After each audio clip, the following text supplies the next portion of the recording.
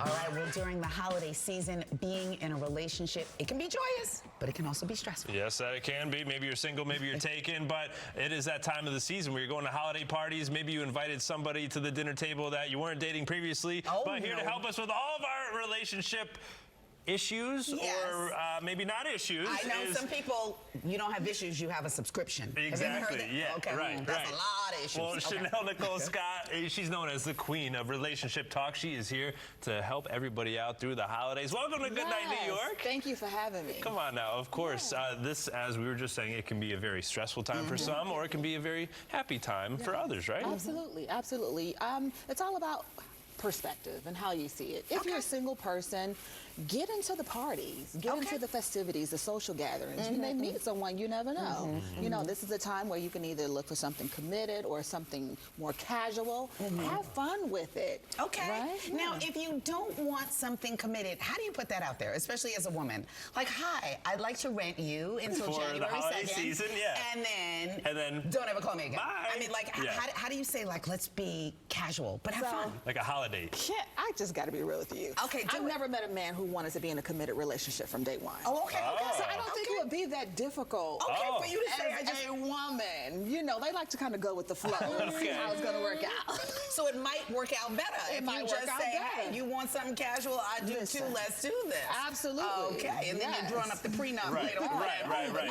And you're just asking for a friend at home, of course. Right. We just want to clarify. Now, this is also a time of year when sometimes you're going to, and it's like this at Thanksgiving or any holiday, you're going, there's family there, you got to introduce them to new people in your life. How do you handle the family dynamics when it comes to relationships? So what you have to do is you have to have a conversation before you get into that dynamic. We got to get on the same page. We got to make sure that we're in a relationship, number one. Are we on the same page? Are we together? Are we not? So I know how to answer these questions. And then when you go into that environment, you've already briefed me. You've already prepared me. I know who's going to ask the crazy questions because you've already told me that. Right. Exactly. And I'm ready for it. And I'm ready for it. And if it gets out of hand, then your partner can pivot. You gotta come in. You gotta tag me out.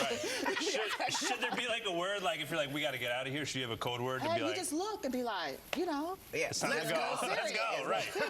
Pivot the conversation, or just have my back. You know when it's getting a little bit, crazy or private or personal. So just, tag me out, have my back. Okay, there you go. The old school, you can still kick under the table. You know what I mean?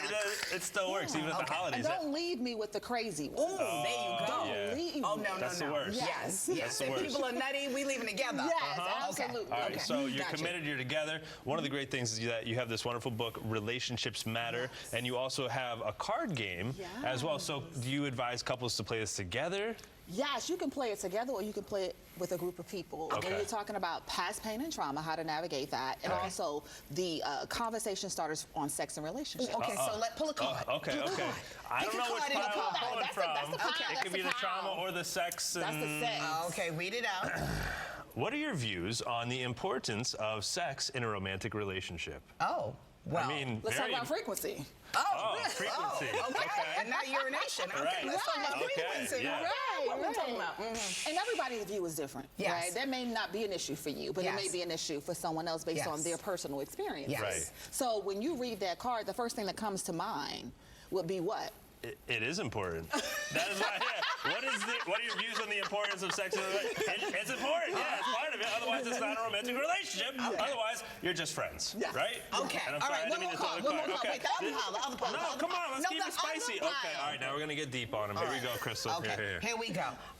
How can we ensure that our past pain and trauma do not define our relationship, but instead serve as opportunities for growth and understanding? That's right. That's a great one. Most of your past pain to yourself. Yeah. Or should you? I think because we typically bring our representative in. And then the moment we're triggered, they're looking at you like, oh, that person's crazy.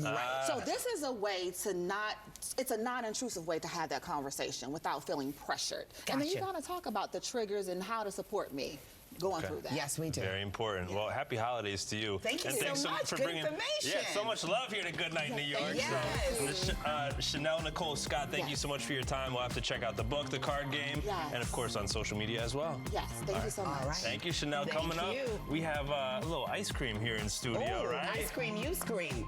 You're gonna want to stay tuned for this. More Good Night, New York, coming right up.